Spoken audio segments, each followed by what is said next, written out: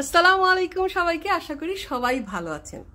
আপনার পরিবারে বা আপনার বন্ধুবান্ধব, কাছের বন্ধুবান্ধব, এগুলো কাছের বন্ধুবান্ধব বা কাছের আত্মীয় স্বজনরাই করে যে আপনি একটা কাজ করা শুরু করলেন বা আপনি অনেক চেষ্টা করছেন সেই কাজটাকে সম্পন্ন করার, কিন্তু মাঝখানে তারা বলবে না এটা তুমি পারবে না, অন্য কিছু করো, বা এই জিনিসটা তুমি করো না, এটা অনেক কঠিন, আল্লাহ এটা করে শেষ করবে কিভাবে। তো এই জাতীয় কথা বলে আপনাকে ডিমোরালাইজ করবে। তো তাদের কথা একদম শুনতে যাবেন না। নিজের উপর আস্থা রাখুন। বি কনফিডেন্ট যে হ্যাঁ, আমি পরিশ্রম করলে, আমি চেষ্টা করলে কোনো না কোনো সময় আমি পারবো। হয়তো সময় বেশি লাগবে, 7 দিনের জায়গায় 7 সপ্তাহ লাগতে পারে, বা আরও বেশি লাগতে পারে, বছর লাগতে পারে, কিন্তু আমি ইনশাল্লাহ পারবো।